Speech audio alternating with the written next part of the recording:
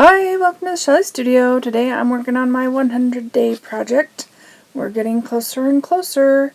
This is day 80, and this picture is from Bluff Hill near Napier. I believe that's New Zealand. I had taken a picture of the water in the distance, and there's like a flower bed in front of the water. And so I have all these little round shapes that are supposed to be the flowers that are in the flower garden. I've wanted to do this one for a little while. I've been avoiding it because I just didn't know how it would look and how to represent all those flowers. So I did mostly greenery, and there was a lot of green. So just picked some random painty papers and a few scrapbook papers. Some of them had leaves on them, and they kind of look like bushes, maybe. I put a little brown on the base there to look like some dirt in the ground. Yeah, that was my trip to New Zealand last November. I've done quite a few of New Zealand and Australia, I think. Mostly New Zealand. We spent most of our time in New Zealand. It was a fun trip. Once in a lifetime kind of trip, because going that far is kind of expensive.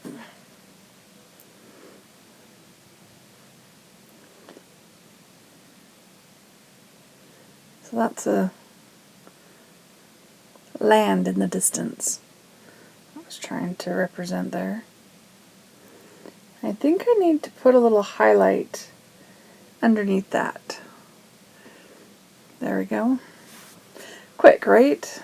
I did speed that one up quite a bit because I thought it would take me a while to glue all those bushes down. This next one is super quick. This is day 81, and these are the book cliffs in Grand Junction. Taking a little liberties with this one. I left out a lot of the scenery. I really liked this brown painty piece of paper, and yeah, so I tore it to try and represent those mountains, and then just left it.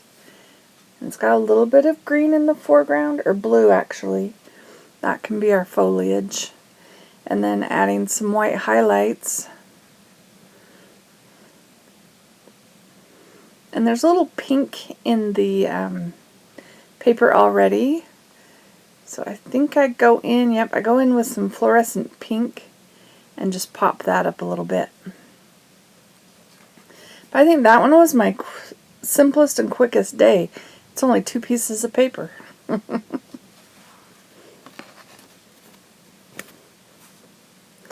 There's not a lot of pink left in there. Trying to get it to come out.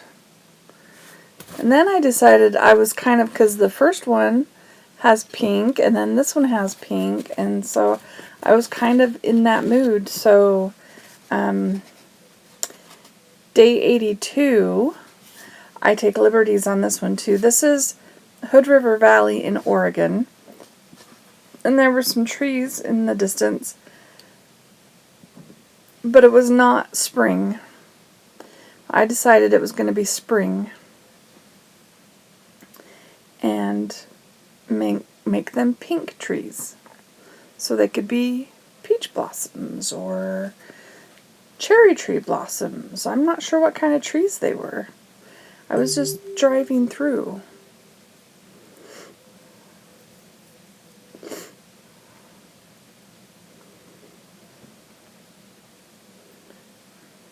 Decided to have something in the foreground this time.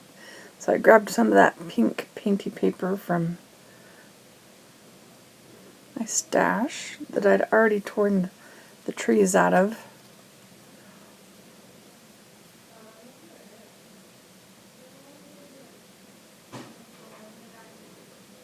Hopefully you can't hear the people in the distance. I did not shut my door. It's kind of hot in here. I turned off the fan so it wouldn't be noisy for the voiceover, but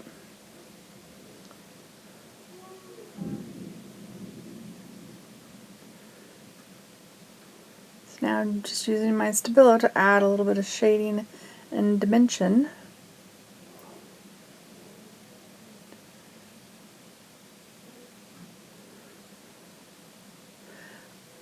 I know I've mentioned this before if you've watched my videos. I just love how just adding that little bit of Stabilo and getting it wet just makes all the difference.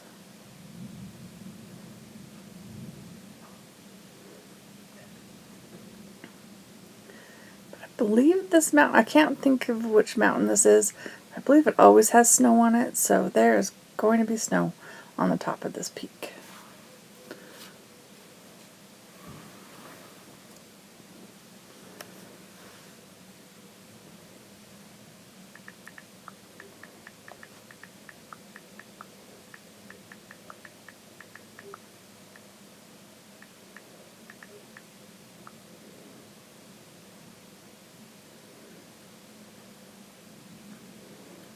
The mountain is called Lookout Mountain, and its elevation is 6,526 feet.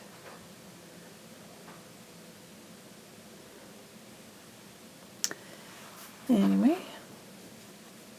just interesting information there. So this next one, day 83, I had this gray, white, and black, sorry about that, gray, white, and black paper, and so I decided I would do Grand Tetons with it. So I'm going to put a dark blue in the background, and we're going to put that white, crazily painted paper in front. What else am I gluing on there? Can't remember. Oh, I had to fix that edge because it didn't quite reach. And then I attack it with my Stabilo. I always should wait for it to dry, but I never do. When you're doing one of these a day, you got to get them in. Especially if you accidentally miss a day because you were too busy. Right? You just do the best you can and catch up the next day.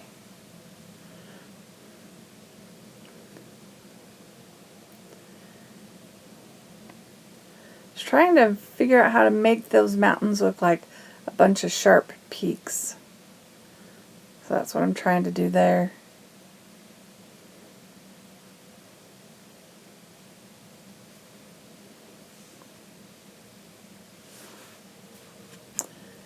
There it is, the Grand Tetons.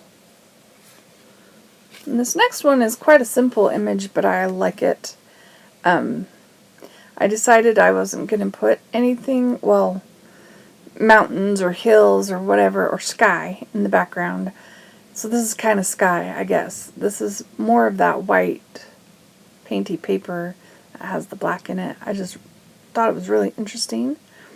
And then the foreground is just this little gold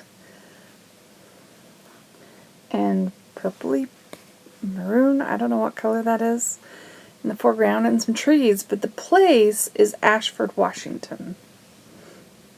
Yes, there are mountains. I left them out of the picture. Maybe that's fog and you can't see it. Fog off of the ocean. Or the sound. Probably the sound right there.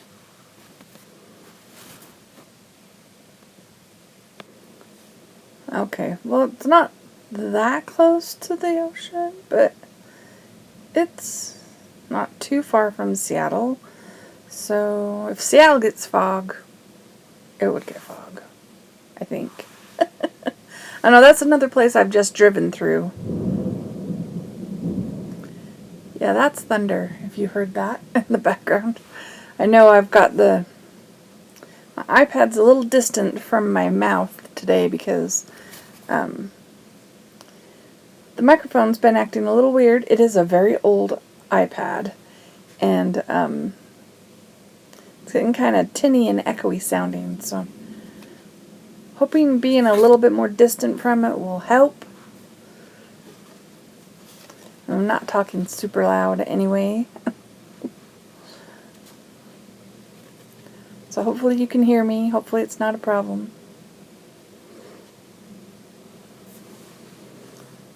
Just trying to make those trees stand out a little better. So I put a little bit of white around the edges.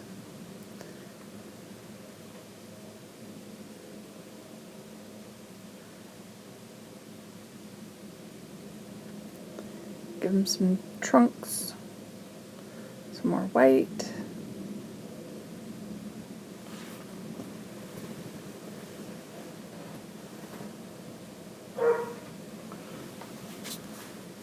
There we go, day 84.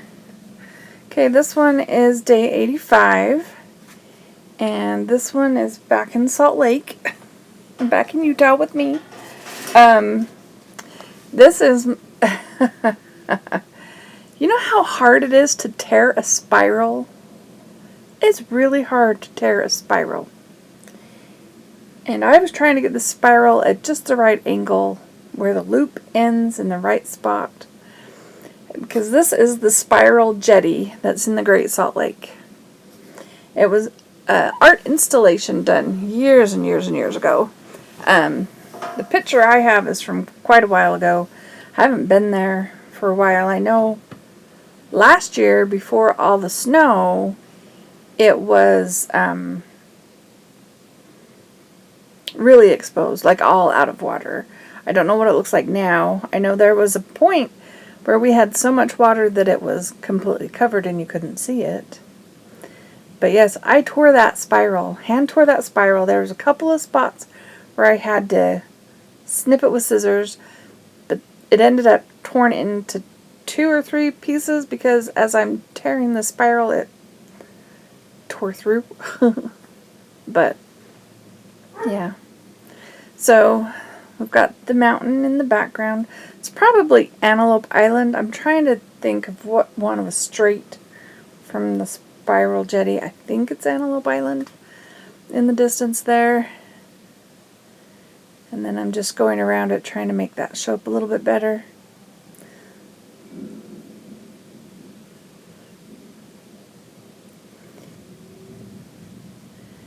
And I end up adding a piece of white paper at the very front of that spiral, the foreground area, because it does get bigger when it's closer to you. So I was trying to represent that by adding more paper. You'll see that in a minute.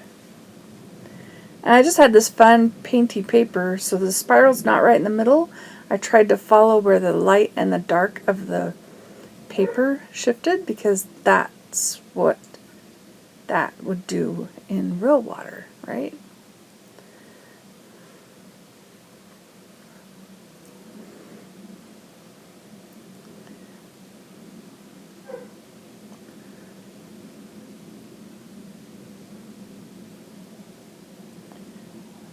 Try to darken my horizon just a little bit.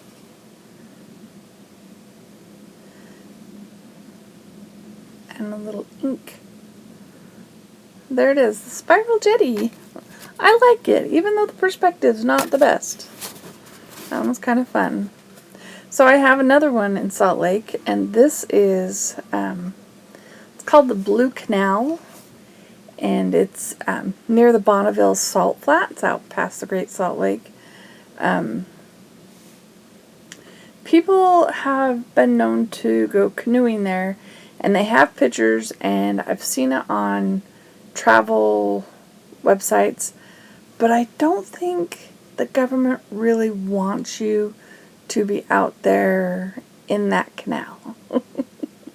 I think I read something somewhere where it was like, please do not go swimming in the Blue Canal. But it's really cool, like it's bright blue, and the ground is, you know, sand and salt crusted ground. So I was trying to represent that and putting some white around the edges.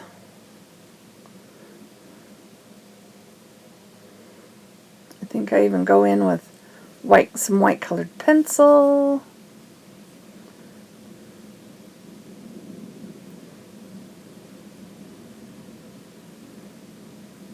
I have never been in the canal.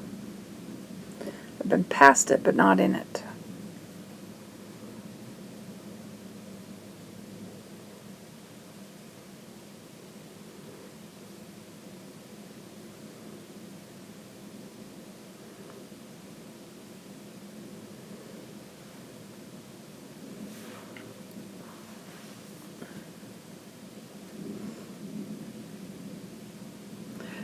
Oh, and that reminds me, that's the berm where the ground rises up a little bit higher than the canal, so overflow will not flood elsewhere.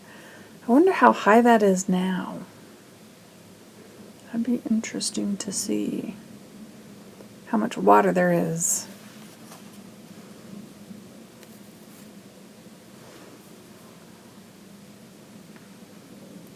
Yeah, the Blue Canal, the Bonneville Salt Flats. That is day 86. I hope you're enjoying these. If you have a favorite from this grouping, let me know what it is. I'd love to hear your comments.